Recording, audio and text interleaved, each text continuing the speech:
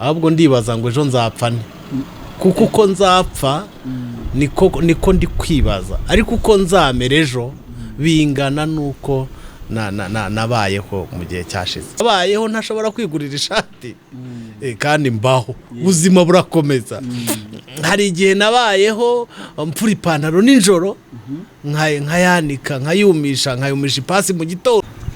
Reka ngushimire mu izina ry'umwami wacu Yesu Kristo hano kuri Izabisohoza TV. Turakwakiriye niba warakoze subscribe uri umuntu w'ingenzi Imana y'amahoro ku umugisha kandi nawe niba utarakora subscribe ukajya ureba gusa nabyo turabigushimiye Imana y'amahoro iguha umugisha. Twakiye umushumba wacu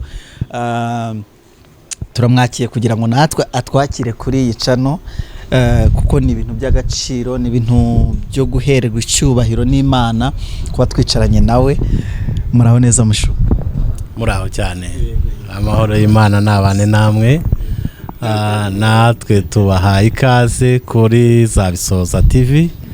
Nitwa PST ALEXIS Ndayigaya. Turashima Imana kubw'uyu munsi tubonye. Murakoze cyane abadukurikiye aho muri mu ntara enye z'igihugu, uri Burengerazuba, uri Burasirazuba, uri mu majyepfo n'amajyaruguru n'umujyi wa Kigali 5, 6 no mu ntara ya diaspora. Ari abantu batajya bavuga. Reka tubavuge kuri Izabisohoza TV. Tuboneho no kubasuhuza aba diaspora mwese turabasuhuje. Bane baho umugisha intara ya 6. Yego.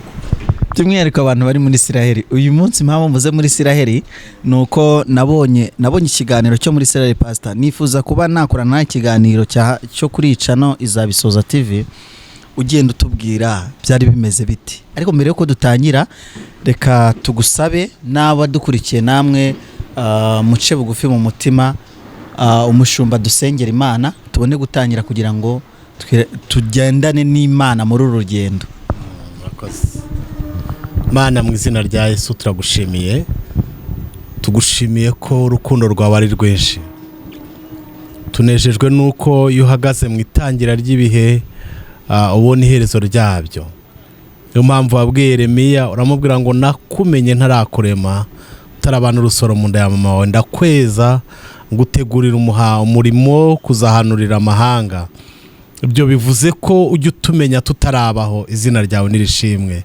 Tugushimiye ko watugeneye uno munsi kugira ngo tuganire n'abantu bose yaba abo mu gihugu dutuyemo yaba abo mu bihugu bindi mu ntara nyinshi cyane abazatwumva bakizera kubw'ibyo bumvise. Turasabye kugira ngo umugisha ubane natwe kandi dusabiye umugisha umuntu wese ukurikiye iki kiganiro nahabwa umugisha mu izina rya Yesu. Amen. Amen. Rero ngiye kugufasha mikoro ubundi tugezeho ibi bintu ni ibintu maze iminsi nanjye ntekereza nivuza yose buriya abantu bashaka kujya muri Isiraheli mu buryo njya mbona abavuga butumwa bifuza kujya muri Isiraheli cyane ariko uyu munsi ndashaka kugira ngo nawe utabona itike ya miliyoni zikugeza muri Isiraheli ugendane natwe muri Isiraheli kandi urugendo ruzaba rurerure pastor. Nifuza ko ruzaba rurerure kugira ngo buri muntu wese akandagire muri Isiraheli uzakurikira icano n'iki kiganiro ndabizi yuko azagera muri Isiraheli mu buryo bw'umwuka ndetse no mu buryo bw'ibifatika ashobora kuzarangira yisanzeyo. Yego. Pastor hari akantu kamwe natangira nkubaza ubundi inzozi zo kujya muri Isiraheli wazitangiye ryari? Murakoze cyane. Inzozi zo kujya muri Isiraheli ni bya bindi byo mu mugambi w'Imana. Jabo ninasomye ijambo riranezeza rivuga ngo uko utazi inzira y'umuyaga yariyo ntumenye nuko amagufa kurira mu nda y'utwite niko utamenye imirimo y'Imana ikora byose. Nibiri muri ibyo. Ntabwo ukurikije kavukire ukurikije amateka yaranze ubuzima bwacu ntabwo twajyaga turota kuzajya muri Isiraheli. Ariko iyo twasengaga ari igihe Imana yajyaga itubwira ko izatugezayo. Turashimira Imana ko ibyari mu migambi yayo no mu bitekerezo byayo twabonye ibisoza n'amaso yacu. Oh, Imana ishimwe cyane. Hari umuntu dukurikiye watangira yibaza ati ese pasiteri urugendo ndagira ngo winjirane n'abantu yenda sinzi niba hari utwurisigariza ariko winjirana ubonye visa ubonye passport wishyura ugera ku kibuga cy'indege wiyumva gute urazamutse mugeze muri Ethiopia murakomeje mugeze muri Israel aho mwahitiye muhita mugera aho nugera muri Israel ubuhagaritse gake nkomeze nkubaze murakoze cyane n'iby'ibyishimo niba hari inkuru yanejeje nukumva ngo nzajya muri Israel mpite mboneraho gushimira abantu babigizemo uruhare hari abantu baduhaye motivasiyo cyane kuko iyo twarebaga ku makonte yacu ntabwo twabonaga ko kujya muri Israel byashoboka ariko reka nshimire umukozi w'Imana witwa Reverend Pastor Solange Habineza yabaye wa mbere yabaye imbarutso yo kugira ngo tujye muri Israel n'indi timu twajyanye ariko we yakoze umurimo ukomeye kuko yampaye support ifatika ituma nanemera kujyayo ku munota wa nyuma ntago numvaga nzajyayo numvaga ameze nk'uri mu nzozi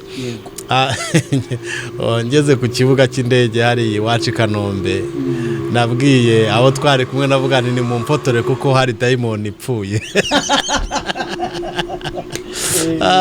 araga foto nahise nsunika ngiye kwinjira mu ndege numvaga hari abajya bavuga ngo igini rirapfuye numvaga hari igitangaza gikoretse kuko Imana yari ikoze iby'ubwenge bwanjye butatekerezaga nuko turahaguruka turagenda nize theology imyaka myinshi kugera ku rwego rwa kaminuza ko numva naramaze imyaka igera muri 10 n'ingahe ndi mu ishuri niga Bibiliya nakundaga histoire de l'église byo byinshi nabyize mu mateka nisanga mbona ngeze aho bita Tel Aviv nahasomye nahize mu mateka ya Bibiliya aribwo nigaga umugaba w'ingabo z'intwari z'ukuri witwaga David BENE narabikundaga iryo somo ryaranejeje ndarikunda cyane nuko nisanga rero ku kibuga kimwitirirwa Tel Aviv hariya muri Israel nicyo kibuga cyaho niko cyitwa nuko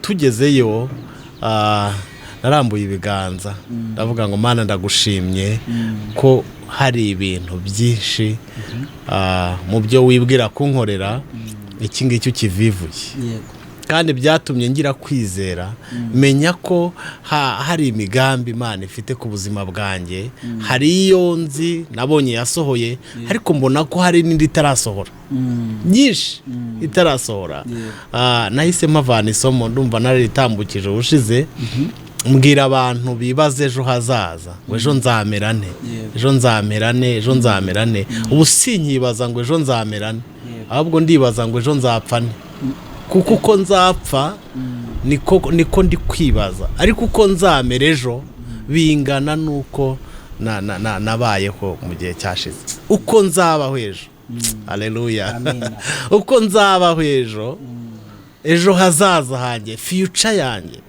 iri mu biganza by'Imana uko nzabaho ejo hazaza hanjye hangana nuko nabayeho ejo hashize ahubwo nakwibaza nabo turi kumwe n'abadukurikiye wakwibaza ngo ahubwo nzapfane nzasiga nkuru kimusozi naho ibyo kubaho Imana niyibizi kuko ubu sibwo narira ngo nzabaho kuko hari igihe nabayeho ntashobora kwigurira ishati kandi mbaho ubuzima burakomeza hari igihe nabayeho mpfura ipantaro nijoro nkayanika nkayumisha ipasi mu gitondo ubu ngubu mfite amapantaro menshi mpitamo iyo ndi bwambare ntabwo aribwo ndi kwibaza ejo hazaza nzabaho uko nzabaho ejo bingana nuko nabayeho mu gihe cyashize umugani wa mupasiteri aka kantu nanjye karandyoheye cyane uko nabayeho bingana nuko nzabaho ejo hazaza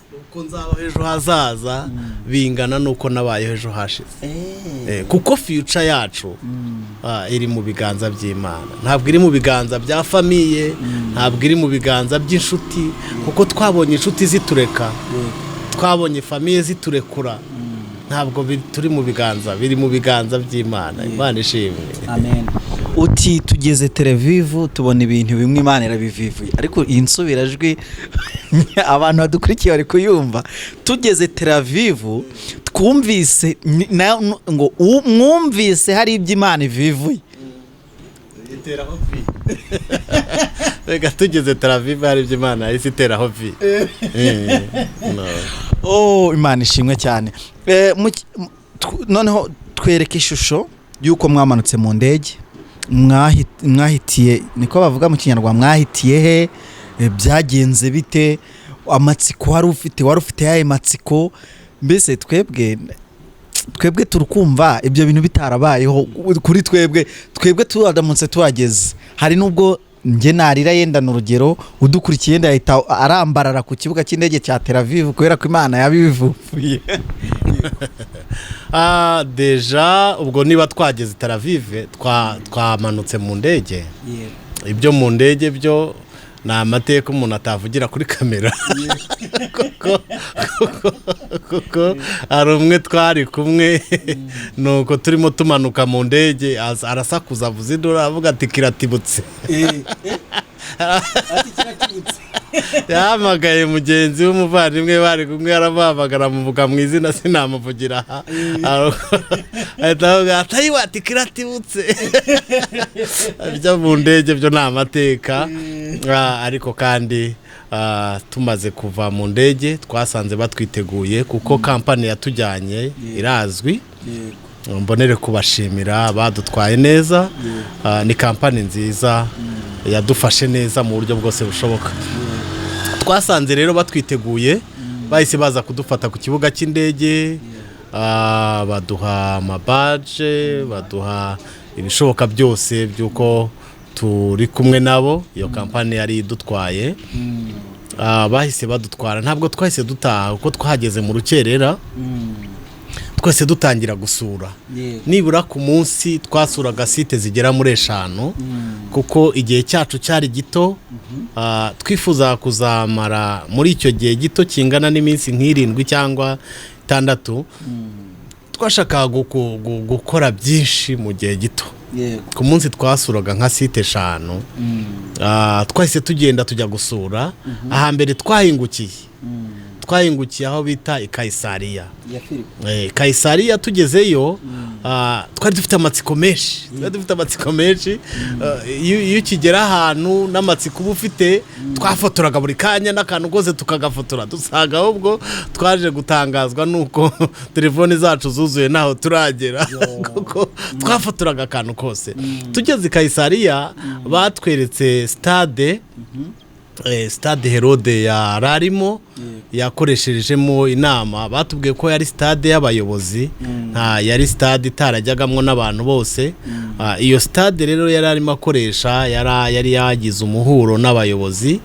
Hanyuma aho yari yicaye, wenda turaza kuhabona, aho yari yicaye hari ahantu hasi, abandi bicaye muri stade nyine bamureba, kuko yari yambaye imyenda y'imihemba. Izuba rimurasheho, arabengerana cyane, nuko abari bari aho bose hamwe no kumwogeza no kumushima, baravuga ngo ayiwe, ngo noneho si umuntu, ngo arasa n'Imana. Barabivuga bigera mu matwi ye, arabyumva. Nuko avuze muri disikuru ye yavugaga, bakomezaho baravuga bati noneho harimo aravuga nk'Imana, si umuntu. Aribeshya gatoya, arabyemera. Akimara kubyemera, abari bari aho ngo bajya babona ya ntebe yari yicayeho, aho kugira ngo babone umwami uhicaye, babona harimo harajoga inyo. Ayo ni amakuru musoma muri Bibiliya, ariko ntabwo noneho hari aya Bibiliya twagiyemo gusa. Twageze kuri tere, batwereka aho yari yicaye, hanyuma aho yari ari ku ntebe babona harimo harajoga inyo mu cyimbo cy'umwami wari uhicaye. Ibi byabahaye isomo, twabajije bake mu bo twabonye baho, baduha ubuhamya, batubwira ko muri icyo cyerekezo kwishyira hejuru bazi ko bihwanye no gupfa. Barabimenye bo, barabizi, bicisha bugufi cyane kuko bazi ko kwishyira hejuru egare gupfa. Nuko twavuye muri iyo stade Herode yararimo cyangwa se yahuriyemo n'ako kaga, twigira ku indi stade nini yo iri iruhande, yari stade ya rubanda, yari stade y'abantu bose, ariko akaba ari stade y'imyidagaduro. Iyo stade yari stade abantu banezererwagamo, bajyaga bafata, hari harimo imyobo cyangwa se hari harimo reka mvuge ngo ni inzu, ese ubwo navuga ko ari ibiraro by'intare. Ni amasenga y'intare.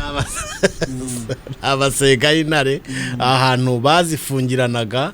Noneho ku munsi wo kwidagadura runaka, nk'uko avuga ngo uyu munsi haraza gukina ikipe ikunzwe n'abantu benshi, bagakoranaho bakazana abakristo, barangiza bakabashyira muri ya stade, abantu bose bicaye hejuru, bagafungura za ntare zikaza, uko ziza kubatanyagura, uko ziza kubarya, uko birukanka batambazari birukankaho, ibyo bikanezeza abantu bari bicaye muri iyo stade. Yari imikino imeze gutyo, abakristo bagapfa muri ubwo buryo. Ese pastor, mwasuye amasite angahe? Twasuye amasite menshi, wenda umuntu azagenda abivugaho gakeya, ariko nakubwiye ko nibura ku munsi twasuraga amasite 5. Uwo munsi wa mbere tugenda, twahise tuvuye aho ngaho, twazamutse, twagiye Nazareti, twagiye, ariko twahise twihuta cyane tujya i Karumeli. Yego, tugeze i Karumeli, kumva ko tugiye i Karumeli ubwabyo byaradushimishije. Twumvaga ari ibintu byiza, kuko rwabaye urugendo rw'amasengesho, ntabwo rwari urugendo rw'ubutembere rusanzwe. Twebwe twabijyanaga mu buryo bwo gusenga. Turavuga tuti ubwo tugeze i Karumeli, i Karumeli habereye iki? Niho Eliya yiciye abahanuzi ba Bayali n'abashera. Duhita dutwara intwaro yo kurwana n'imyuka mibi duhiga. Twarwanye ari akantu ntazibagirwa. Tugezeyo, kuko twinjiye muri uwo mwuka wo gusenga, turwana n'imyuka na za karande. turavuga ngo ubwo tugeze i Karumeli hari imyuka tugiye kuhicira. Haleluya. Twinjiye muri uwo mwuka w'amasengesho, kuko hari ahantu haza abantu benshi, rwari urujya n'uruza rw'abantu, cyane cyane n'abo tudahuje uruhu. Twinjiye mu mwuka wo gusenga bitewe n'ukuntu twabyumvaga no kwizera twari dufite. Tugiye tubona abazungu barirutse, bakiruka, cyakoze yakwiruka umuzungu nta foto nta cyabaye. Yakwiruka yagera hepfo gatoya, agahita hagarara gatoya akafotora, akongera akiruka. Kuko niba barabonaga dusaze, nako nzi ko babitekerezaga. Ariko tugeze i Karumeli, twagira ibihe byiza i Karumeli. Ndabyibuka nkumva nongeye gusubira mu mbaraga, kuko twagize ibihe byiza turi Karumeli. Wenda ni birebire, urugendo rurerure, ni turaje wenda mu kanya tubereke ku mashusho y'i Karumeli. Ariko i Karumeli twahagira ibihe byiza, nubwo twasuye Nikana, naho twagezeyo, n'ahandi henshi. Twarasuraga umunsi wa mbere n'uwa kabiri, ngira ngo n'uwa gatatu. Twari ducumbitse muri hoteli yo kwa Salomo, yitiriwe umwami Salomo. Hanyuma nyuma y'iyo minsi nibwo twerekeje muri hoteli de Jerusalem, naho heza. Twasuye ahantu heza, ariko twanaraye heza. Twari tumeze nk'abaraye mu marembo y'ijuru. Twaraye heza, tugubwa neza, twafunguye neza. Isiraheli hari ibiryo, nabonye hari ibiryo. Nubwo hari ubutayu bunini, ariko hari n'ibiryo byinshi. Nabajije impamvu hari ubutayu bwinshi cyane bugari ku gihugu kigizwe n'ubutayu. Ndabaza nti kubera iki hari ibiryo byinshi n'imbuto nyinshi kandi hari ubutayu bwinshi. Ariko tuza gusanga n'abahanga nubwo bafite ubutayu ariko ni n'abahanga mu gukanariza, ari gukanariza amazi, bakuruye amazi muri ubwo butayu bwose harimo amazi, harimo amasoko, bagusha imvura igihe bashakiye, ntabwo barindira imvura iturutse hejuru, barafungura imvura ikagwa mu butayu, hanyuma imyaka yabo ikerera igihe bashakiye, ntabwo bajya bagira igihe cyo kurumbya, ntabwo bajya bagira igihe cy'impeshyi n'itumba, imvura yabo bayigusha igihe bashakiye. Pastor, hari akantu nshaka yuko nituzagera kuri kiriya kiganiro wemereye bano bantu uzadusobanurire rino jambo rivuga ngo nzagusha imvura mu butayu ngo ahumagaye mahe kuba hatoshye. Ndumva aba bantu barafashe ijambo ry'Imana bo bararyapurika. Ni naho nari buriya niho nari ndimo nshotora, ariko tuzabikomeza ubutaha. Nicyo nabonye igitangaza muri Isiraheli, hari ubutayu ariko apana kumva ngo ubutayu gusa, ni ubutayu bugari, ariko kandi niho hantu hera imyaka myinshi, hera imyaka mu butayu, ariko kandi hari amasoko mu butayu. Haleluya, amen. Yego, iyo myaka Pastor, ngeya buriya mpise ntekereza kuntu mise ndikumva ikiganiro za hano uzakora rwose numva nafashijwe cyane. Nuko mumaze kubona kuntu imyaka yaho ari byiza. Pastor, ndagira ngo uyu munsi tuze gusoza umunsi wa mbere uko byagenze, tuzabagarukira tubabwira umunsi wa kabiri aho mwaciye, umunsi wa gatatu wa kane kugera ku munsi wa karindwi mutashye. None tuzatangira ikiganiro nkuko wabiteguye, tugena tubasuhuriza mu mwuka no mu mubiri, ariyo tuzanabasobanura n'isomo buriya nari nihuse cyane. Tumbwira uti rwose atakakanga mwahise mukurikiza. Ku munsi wa mbere twageze ahantu hatandukanye, twasuye site 5. Urumva ku munsi wa mbere nibwo twageze Ikana. Twageze Ikana, tuhagirira ibihe byiza. Ikana hajya ni Galileya, ni Ikana aho Yesu yatashye ubukwe, aho yakoreye igitangaza cya mbere. Niho twagiye. Hanyuma nyuma y'Ikana hari ikindi kintu cyanejeje, twasuye ikibaya cya Herimagidoni. Herimagidoni hariyo ibintu byinshi nahabonye byanejeje, kuko niho hirya yaho gatoya niho twabonye ko DORE yaneshereje Sesera. Nyuma hirya kandi nanone niho hari akagezi Gideyoni yageregerejeho za ngabo. Saho gusa ni byinshi kuko muri icyo kibaya iyo urebye za ntambara zose zo mu bami cyangwa mu ngoma, usanga nyinshi ariho zagiye zabereye. Hari amateka akomeye, niyo mpamvu muri icyo kibaya ariho hazabera intambara ya nyuma yitwa Herimagidoni. Pastor, tugira ku musozo, uyu ni umunsi wa mbere.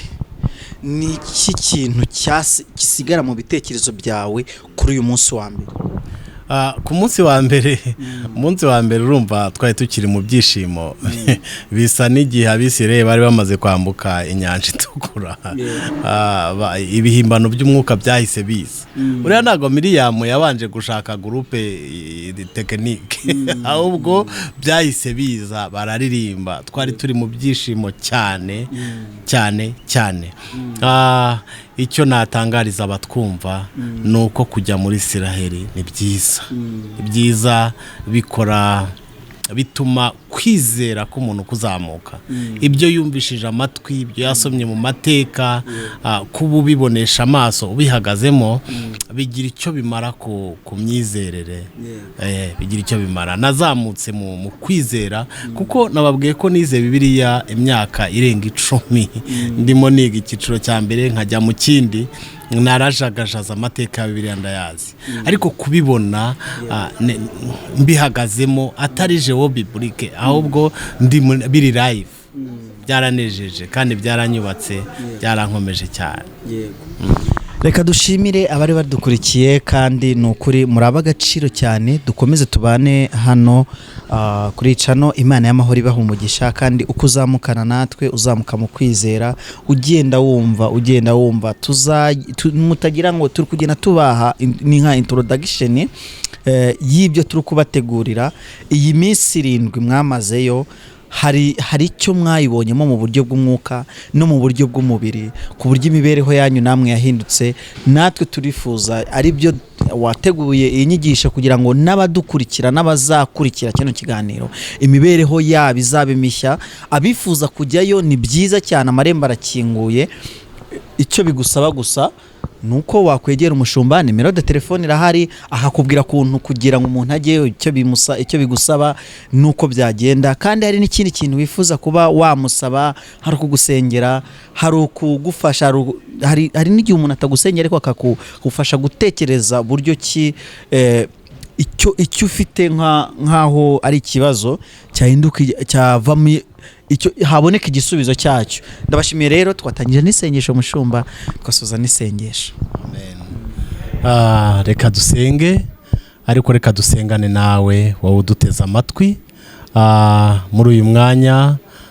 Ufite icyifuzo, ufite ibimeze nk'imisozi, ufite ibimeze nk'abanaki bari imbere yawe, ufite ibimeze byinshi cyane. Ndagira ngo dusengane Imana. Birashoboka ko hari umwuka mubi wakwizingiyeho kugeza uyu munsi, ariko mu kwizera birashoboka nk'uko i Karumeli hari ibyahaneshekeye. Birashoboka ko wizeye ufatanyije natwe kwizera hari iby'Imana yahindura ku buzima bwawe. Kadusenge, fatanya natwe kwizera. Mana, turagushimiye mu izina rya Yesu.